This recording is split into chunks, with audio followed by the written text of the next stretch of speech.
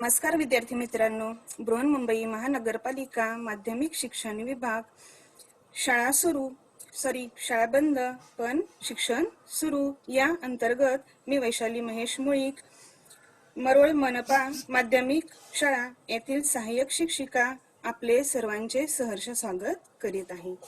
आजचा विषय आहे मराठी घटक निबंध लेखन।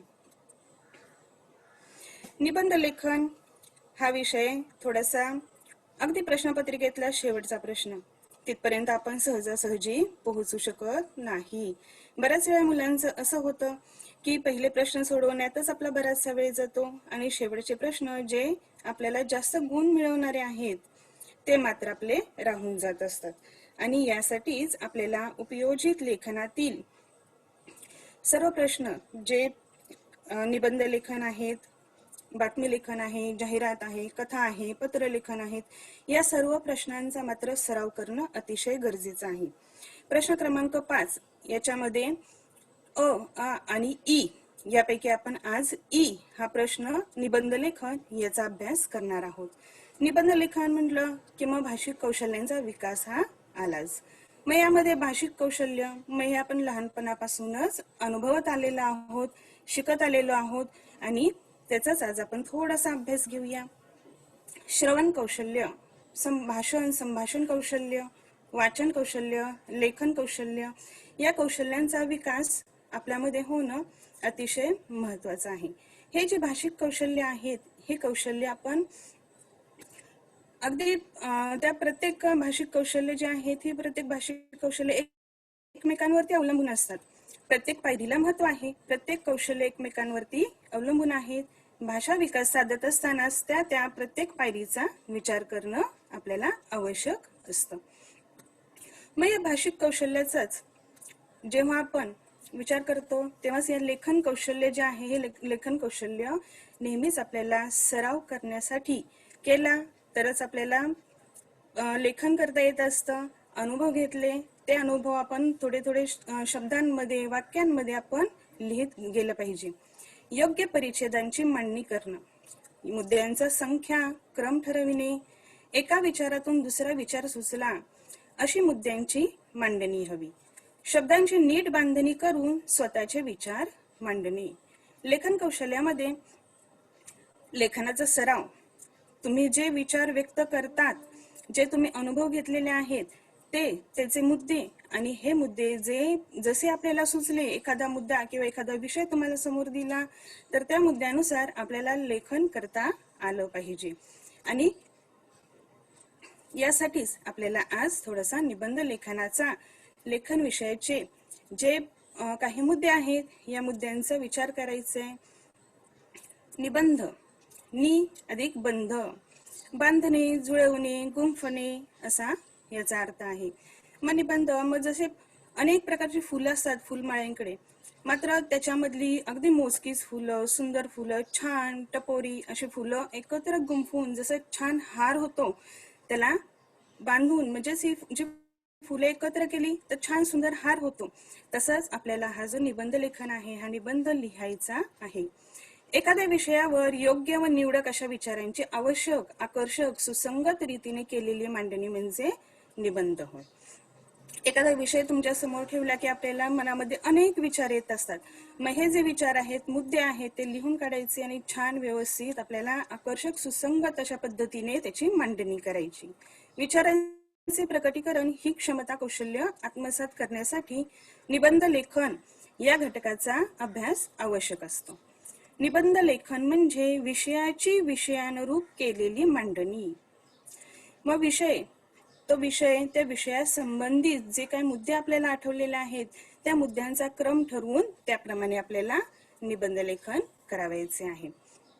परीक्षेमध्ये जर आपल्याला गुण मिळवायचे असेल तर मुलांना तुम्हाला याकडे लक्ष देणं गरजेचं आहे। दिलेला विषय प्रथम समजून घ्यायचा, पाठ्यपुस्तकाशिवाय अवांतर वाचन आवश्यक आहे। मग अवांतर वाचन म्हणजे काय? मग तुम्ही म्हणाल की अरे पुस्तकं मी वाचतो, शाळेतली पुस्तकं मी नेहमीच अभ्यासतो, मात्र त्याच्या व्यतिरिक्त गोष्टीची पुस्तकं, कथा, निबंध, लघुकथा असतात, यांचा आपण सतत वाचन केलं पाहिजे आणि या वाचनातूनच आपली शब्दांची संख्या, शब्दाची जी व्याप्ती आहे ती आपल्याला त्या ठिकाणी दिसून येत असते. एखाद्या व्यक्तीचं वर्णन असेल, कवितांचं असेल, हे तुम्हाला लगेच समजून येईल. कविता, विचार, सुभाषिते, सुवचने यांचा संग्रह करणे. मग कविता, विचार संग्रह, एखादी छोटीशी डायरी करायची आणि आपल्या जवळ जे कविता आवडली, जे विचार आवडले, सुविचार असतील किंवा कादंबरीमधील काही वाक्य असतील एखाद्या तोंडचे, तर ती वाक्य आपल्या संग्रही असणं गरजेचं आहे. जेव्हा जेव्हा आपल्याला उपयोग होईल तेव्हा मात्र आपण ती वाचावीत. डोळस वाचन करणे. मग यामध्ये नित्य वर्तमानपत्र, नियतकालिका, पुरवण्या, बातम्या, सामाजिक, सांस्कृतिक, शैक्षणिक घडामोडी, क्रीडा क्षेत्र यांचे सूक्ष्म वाचन करणे. आपल्या परिसरामध्ये किंवा आपल्या शेजारी, आपल्या घरामध्ये रोज वर्तमानपत्र येत असतात. या वर्तमानपत्रांमध्ये छोट्या छोट्या बोधकथा असतात, लेख असतात, बातम्या असतात. हे कशा प्रकारे लिहिलेलं आहे हे तुम्ही वाचायचं आणि समजून घ्यायचं. शुद्ध लेखनाकडे लक्ष देणं आवश्यक आहे. लहान लहान वाक्य तयार करणे. जेव्हा तुम्ही लिखाण करायला सुरुवात करता तेव्हा मात्र छोटी छोटी वाक्य तयार करायची. त्या वाक्यांमधूनच आपल्याला छान सुंदर निबंध आपल्याला लिहावायचा असतो. निबंध लेखनाचे प्रकार. पहिला आहे कथनात्मक निबंध, वर्णनात्मक निबंध, चिंतनात्मक निबंध, कल्पनात्मक निबंध, चरित्रात्मक, आत्मचरित्रात्मक निबंध आणि याच्या व्यतिरिक्त अजून व्यक्तिचित्र, वादविवादात्मक, चर्चात्मक, लघुनिबंध असे अनेक प्रकार आपल्याला पाहावयास मिळतात. मात्र हे प्रकार जे आहेत समोर दिलेले की जे वेगवेगळे आहेत असं नव्हे, तर सगळ्यांची गुंफण एकमेकांमध्ये झालेलीच असते.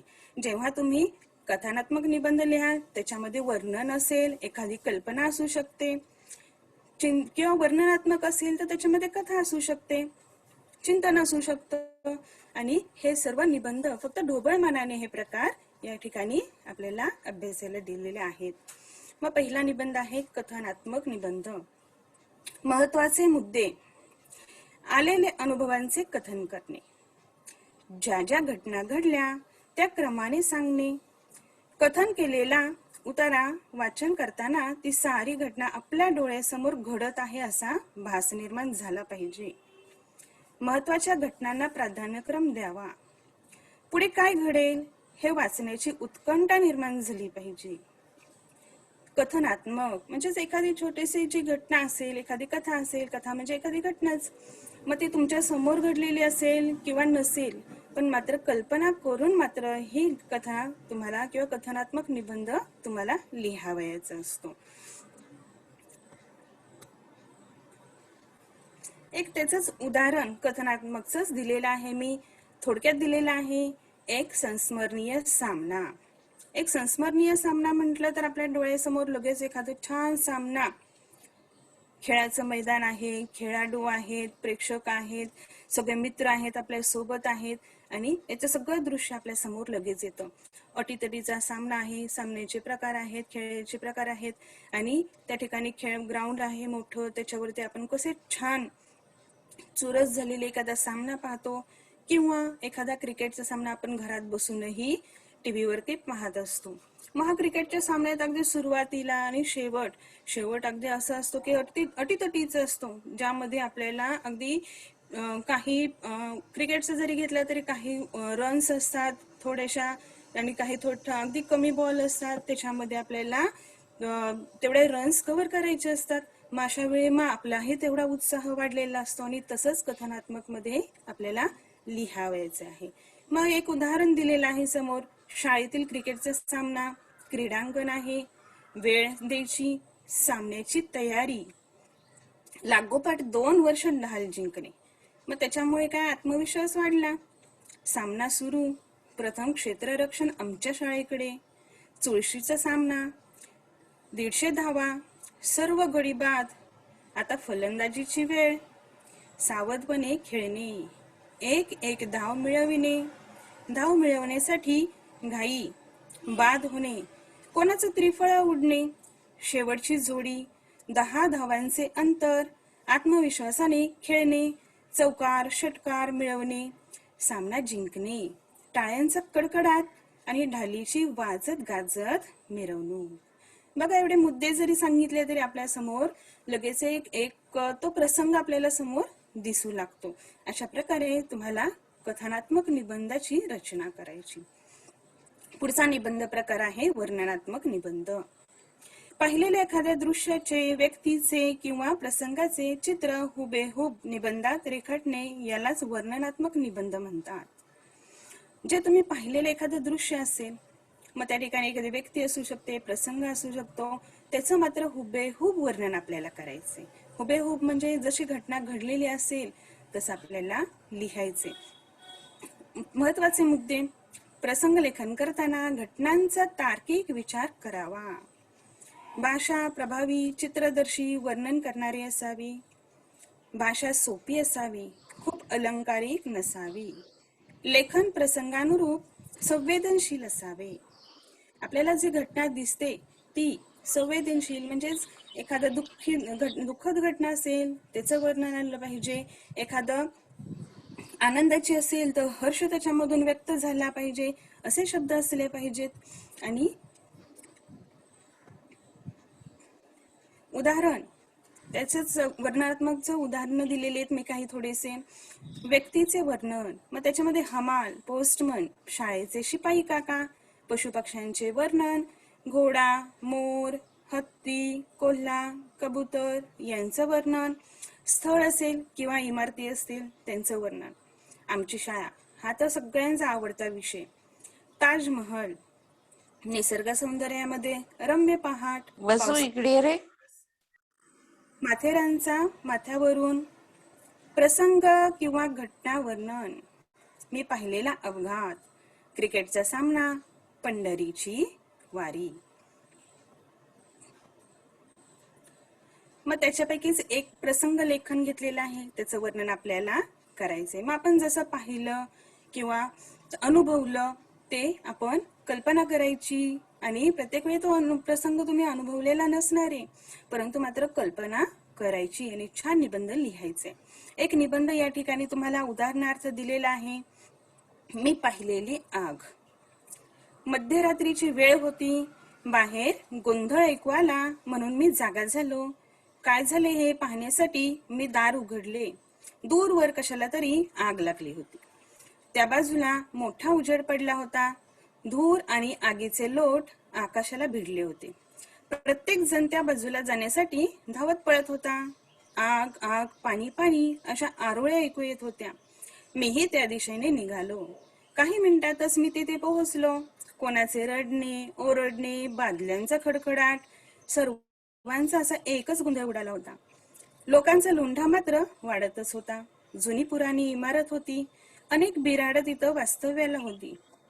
त्यापैकी कोणत्या तरी एका घरातील सिलेंडरचा स्फोट झाला असावा, शॉर्ट सर्किट झाला असावं, असं अनेक तर्कवितर्क लावले जात होते. कित्येक तरुण त्या आगीला न घाबरता इमारतीत शिरत होते. अनेकांचे प्राण वाचवण्याचा प्रयत्न करत होते, तर काही जण आगीवर पाणी माती टाकण्याचा प्रयत्न करत होते. मीही त्यांना मदत करू लागलो. इतक्यात आगीचा बंब ठण ठण आवाज करीत आला. काही वेळातच आग आटोक्यात आणली गेली. हजारो रुपयांचं नुकसान झाले असावे, पण प्राणहानी मात्र झाली नाही. दुसऱ्या दिवशी त्या ठिकाणी काळवंडलेल्या भिंती, राखेचे ढिगारे, धुमसणारा धूर पाहायला मिळाला. अनेक कुटुंबे मात्र निराधार झाली होती. सारा गाव त्यांच्याबद्दल हळहळत होता.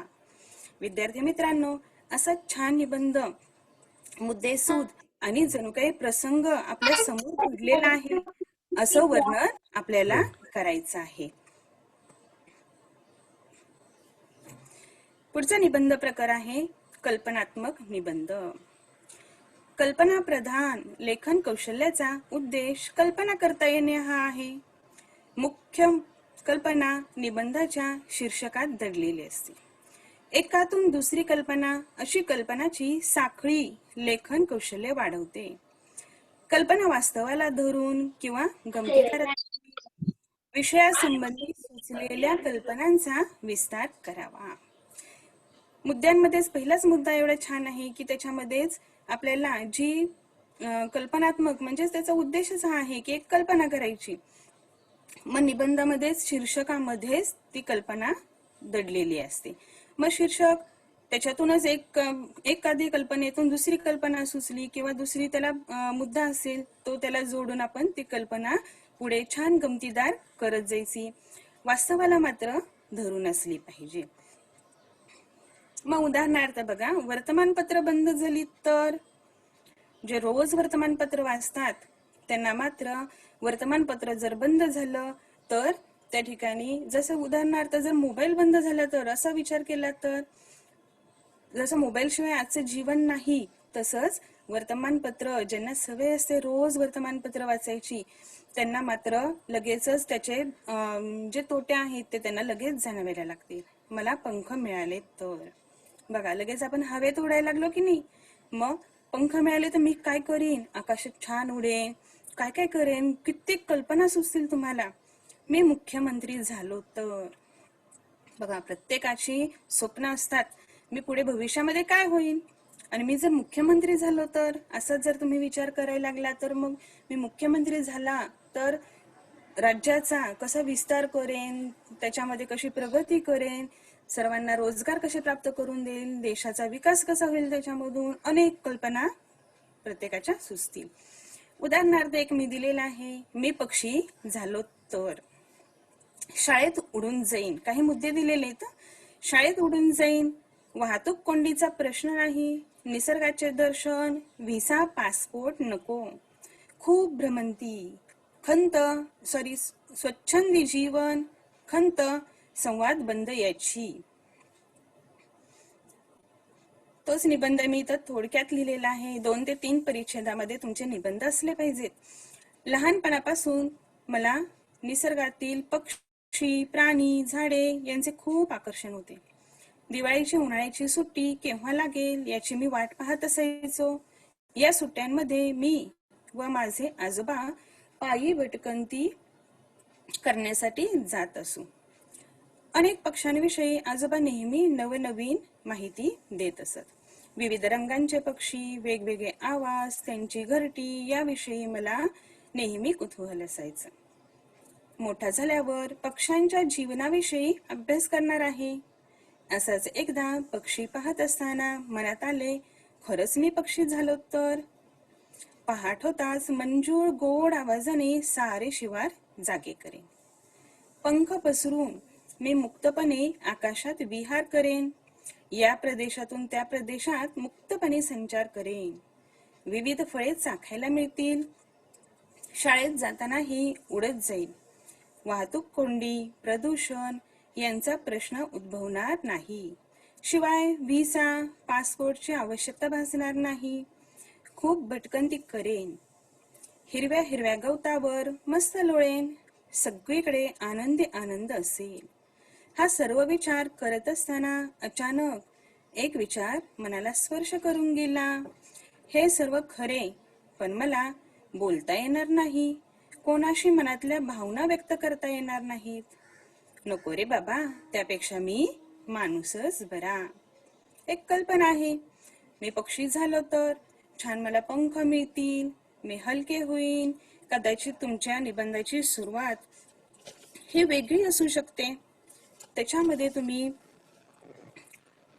कदाचित एखादा पक्षी पाहताय किंवा एखादी कविता आहे बहिणाबाईंची, अरे खोप्यामध्ये खोपा सुगरणीचा चांगला. ही कविता मी वाचतोय आणि अचानक मला असं वाटलं की मी आकाशात पक्षी व्हावं आणि आकाशामध्ये उडावं, छान घरटी बांधावीत.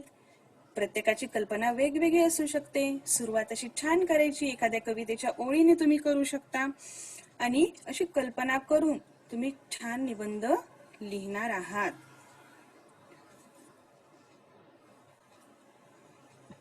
पुढचा आहे चिंतनात्मक निबंध. मग विचाराला जास्त महत्व असते. चिंतन म्हणजे विचार. विषयाला 2 बाजू असतात. 2 बाजूंपैकी आपली बाजू बरोबर कशी हे पटवून देणे. उदाहरणार्थ, विज्ञान शाप की वरदान, बाजू पटवून देण्यासाठी मांडणी शास्त्राला धरून असावी, हे आपले म्हणणे नसून अनेक विचारवंतांचे विचारही अशा प्रकारचे आहेत हे पटवून देणे. विरुद्ध पक्षाचे मुद्दे मांडून ते खोडून टाकता यावेत.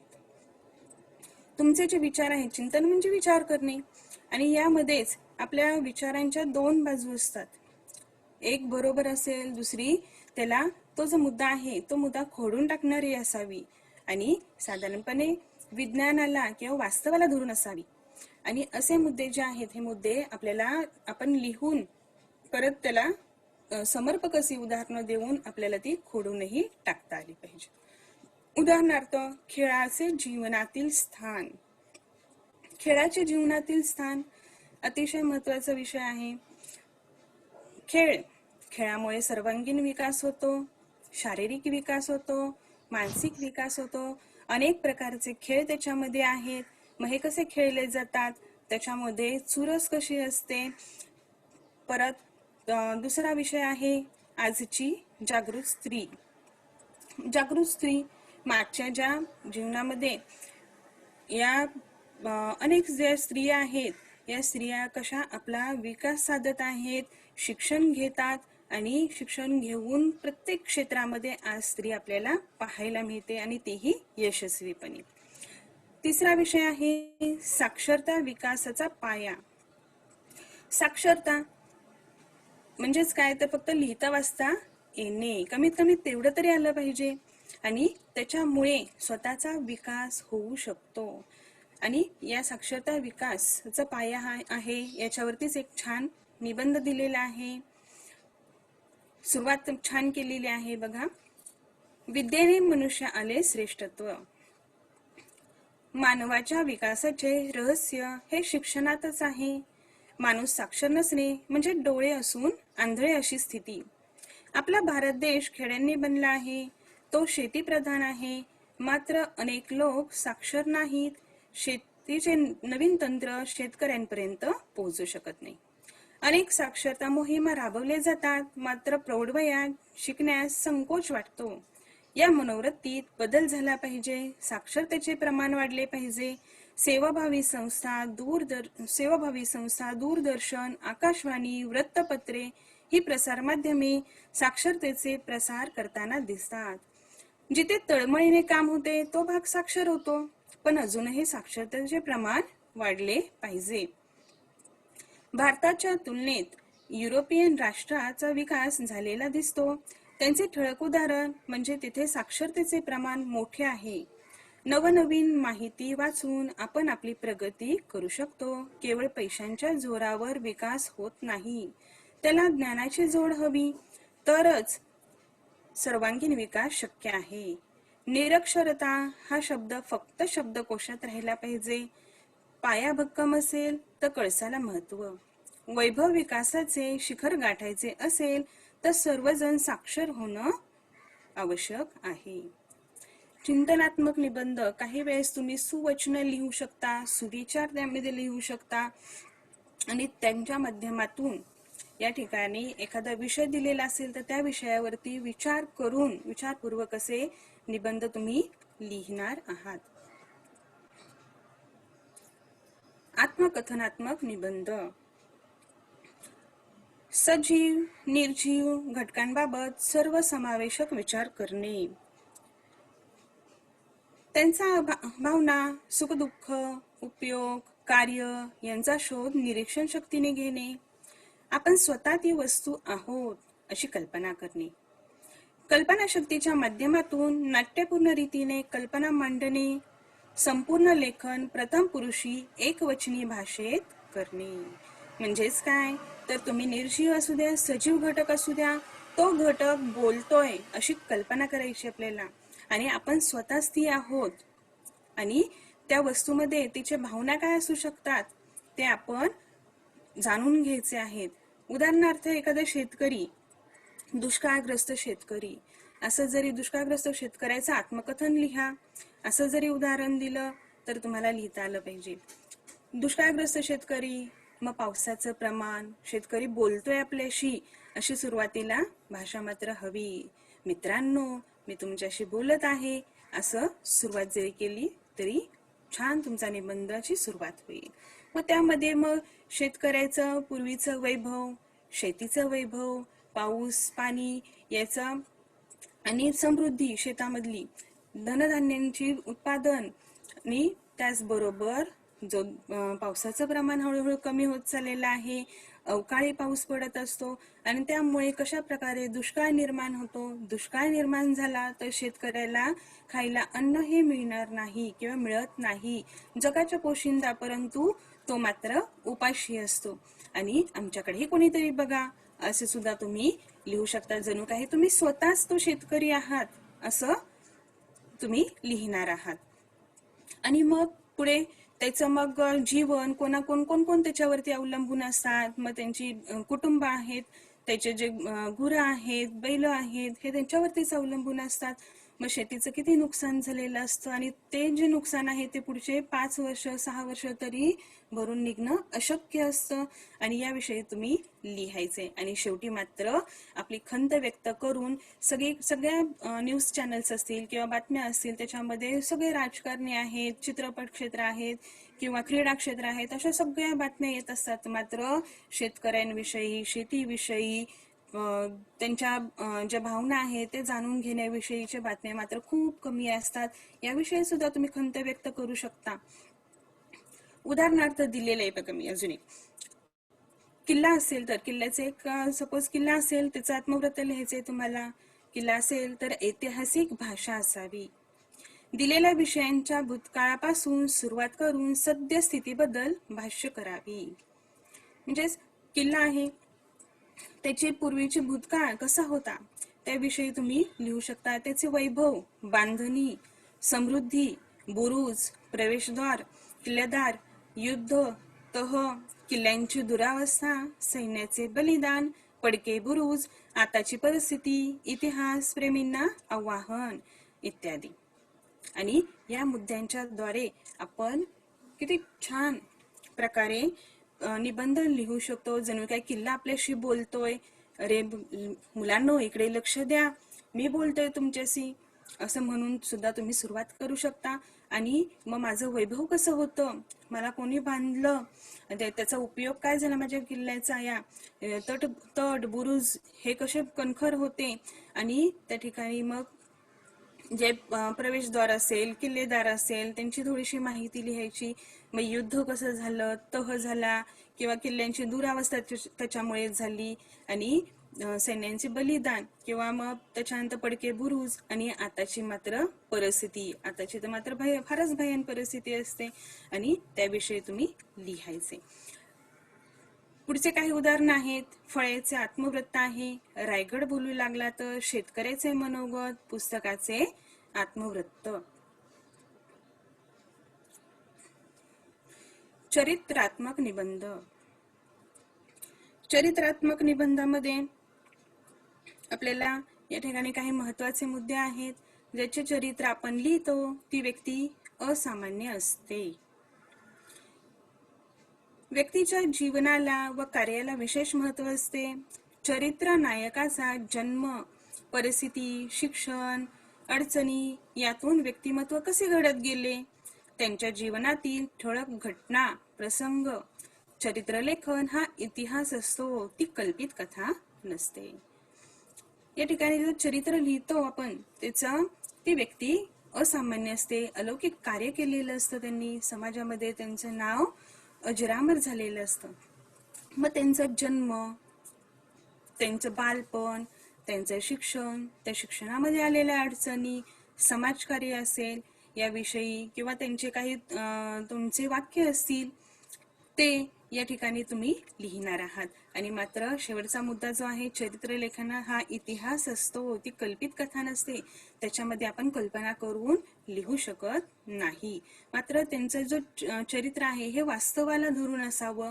त्यांच्या जीवनातले काही प्रसंग असतील ते आपल्याला लिहायचे आहेत. उदाहरणार्थ कर्मवीर भाऊराव पाटील. महाराष्ट्रातील समाजसुधारक, शिक्षण प्रसारक कर्मवीर भाऊराव पाटील यांचा जन्म कोल्हापूर जिल्ह्यातील कुंभोज या गावी झाला 22 सप्टेंबर 1887. मध्ये झाला. पूर्ण नाव भाऊराव पायगोंडा पाटील. त्यांचे वडील सरकारी नोकरीत होते. त्यांच्या सतत बदल्या होत. त्यांचे प्राथमिक शिक्षण सातारा जिल्ह्यातील दहिवडी विटा येथे झाले. तरी पुढील शिक्षणासाठी कोल्हापूरला जावे लागले. राजाराम हायस्कूलमध्ये शिक्षण घेऊ लागले. तेथे छत्रपती शाहू महाराज यांचा सहवास लाभला. त्यामुळे त्यांच्या पुरोगामी विचारांचा पगडा त्यांच्या मनावर ठसला. अन्यायाविरुद्ध आवाज उठवण्याची त्यांना प्रेरणा मिळाली. 4 ऑक्टोबर 1919 रोजी रयत शिक्षण संस्थेची स्थापना केली. सातारा जिल्ह्यातील काले या गावी केली. कालांतराने संस्थेचे मुख्यालय सातारा येथे नेण्यात आले. साताऱ्यात मोठे वसतिगृह स्थापन करण्यात आले. त्यासाठी त्यांच्या पत्नी लक्ष्मीबाई यांनी दागिने विकले.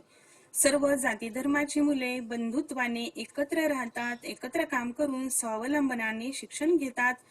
गरीब व मागास मुलांना शिक्षण घेता यावे म्हणून कमवा व शिका ही योजना सुरू केली. 1959 मध्ये त्यांच्या कार्याबद्दल पद्मभूषण हा किताब मिळाला. पुणे विद्यापीठाने त्यांना डीलिट ही पदवी देऊन त्यांचा गौरव करण्यात आला. जनतेने त्यांना कर्मवीर ही उपाधी बहाल केली. 9 मे 1959 रोजी त्यांचं निधन झालं. अशा थोर समाजसुधारकास माझे शतशः प्रणाम. अशा प्रकारे वास्तवाला धरून त्यांचं कार्य, त्यांचं जीवन, त्यांचा जन्म, मृत्यू यांची माहिती आपल्याजवळ असणं अतिशय महत्वाचं आहे. सुरुवात परत याविषयीच अजून एक थोर महात्मे, एक 4 ओळी आहेत त्यांच्याविषयीच्या. मग या ज्या ओळी आहेत या कोणत्याही निबंधासाठी, कोणत्याही म्हणजेच जे चरित्रात्मक निबंध आहेत यासाठी उपयोगी पडणार आहेत. थोर महात्मे होऊन गेले चरित्र त्यांचे पहा जरा, आपण त्यांचे सम व्हावे हाच सापडे बोध खरा. हे शेवटच्या 4 ओळी जरी लिहिल्या तरी तुमचा निबंध अतिशय सुरेख होऊ शकतो. एक पुढे उदाहरण तुम्हाला अभ्यासासाठी दिलेलं आहे. प्रश्न: खालील मुद्द्यांच्या आधारे आत्मकथन लिहायचे. एक झाड आहे आणि हे जे झाड, त्यांच्या 4 मुद्दे दिलेले आहेत. उपयुक्तता, महत्व, आनंद, खंत आणि आजची स्थिती. हे तुम्ही निबंध लिहिणार आहात आणि मला देणार आहात. परत पुढचा एक जो आजच्या परिस्थितीला अनुसरून असा हा एक निबंध आहे जो कोरोना विषाणू, ज्यामुळे आपण आज ऑनलाईन शिक्षण घेत आहोत. मग त्याच्यावरती तुम्ही वैचारिक निबंध छान लिहू शकता. खालील मुद्द्यांच्या आधारे वैचारिक निबंध लिहा असा प्रश्न असू शकतो तुम्हाला. कोरोना विषाणू, उगम, संक्रमण, जनजीवन, कोविड योद्धे, योग्य खबरदारी. अशा प्रकारे तुम्ही या ठिकाणी हा जो निबंध आहे तो आजच्या जीवनाला, आत्ताच्या परिस्थितीला अनुसरून असा निबंध आहे. तो तुम्ही लिहिणार आहात आणि अतिशय छान निबंध लिहाल अशी मी अपेक्षा करते. इतर जे सगळे निबंधाचे जे विषय आहेत हे तुम्हाला नक्कीच चांगले समजले असतील. सर्व विद्यार्थी अनेक अडचणींवर मात करून ऑनलाईन शिक्षण यशस्वीपणे घेत आहात. त्याबद्दल तुमचे मनापासून मी अभिनंदन करते. धन्यवाद.